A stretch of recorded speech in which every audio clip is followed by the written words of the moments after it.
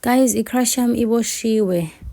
Musa Khawula Shebeshit has been arrested and charged with attempted murder for shooting and wounding a motorist in Limpopo 2 weeks ago. The injured motorist is still in hospital fighting for their life. Yo, yazi yabuhlungu inhliziyo yami. I know ukuthi lento ayenzile ayikho right, but oh my shebe. Hey guys, let's go through the comments.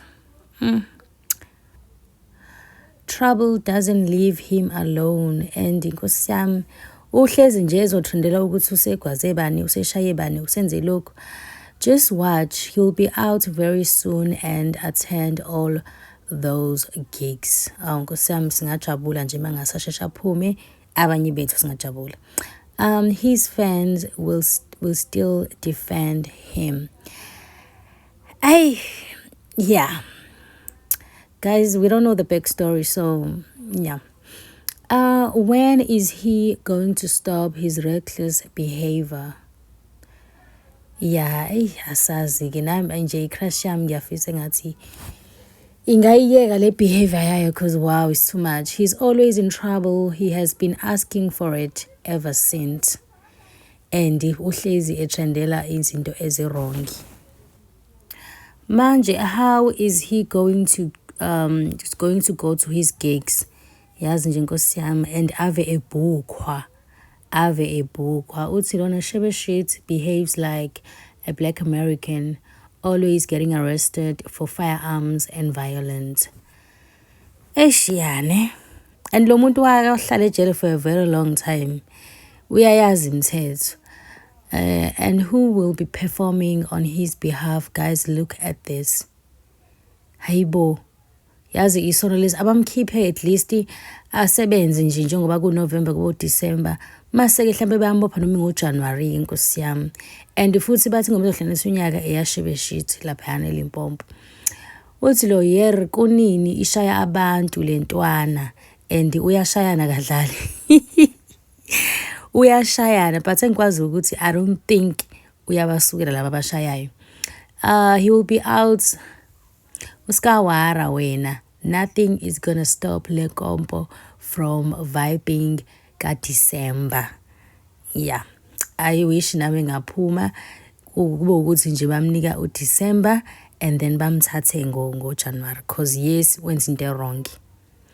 My boy did nothing wrong. The system is against him. Let him go. Hey, this guy needs cleansing or something.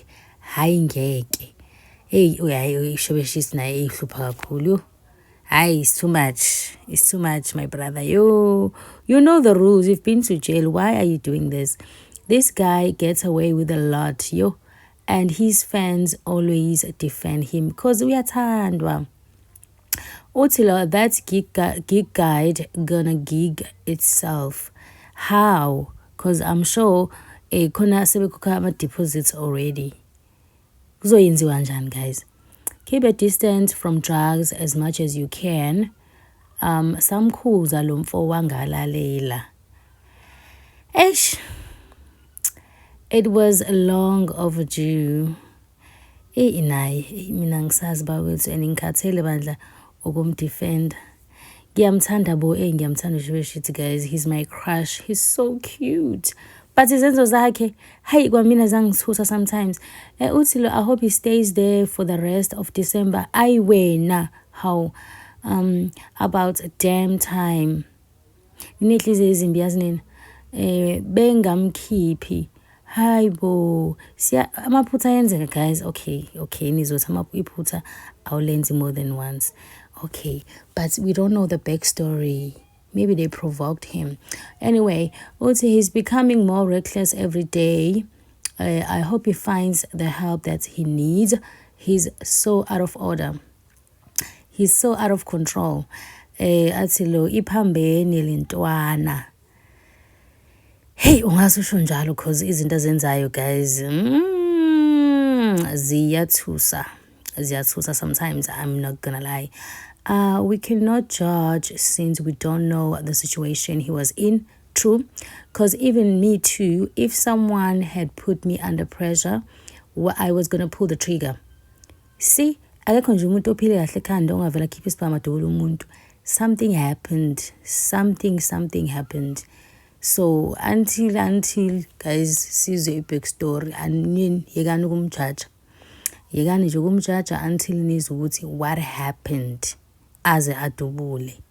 Because there's a reason. Otilo, this rubbish deserves jail. He thinks he can get away with everything. Drugs will mess up your life. Iyadelela lento, and he's stupid. He always beats up Satan. Akamfuni ke lo shebeshithi. Akamuzwa nhlobo. Too bad. He needed to stay away from trouble, but he didn't.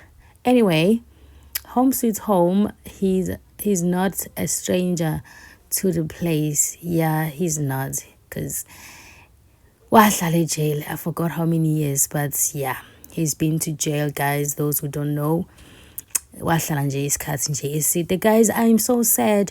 I hope iCrush yami bayikhiphe jail, at least bayibuyisele ngoJanuary ke nje isikhathi esincane nje ukuze ithole leyo punishment, ukuthi phela idubule umuntu, yabona umuntu usesibhedlela manje akukho right lokho.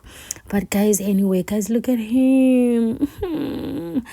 Anyway, thank you guys for watching. I'll see you guys on my next video.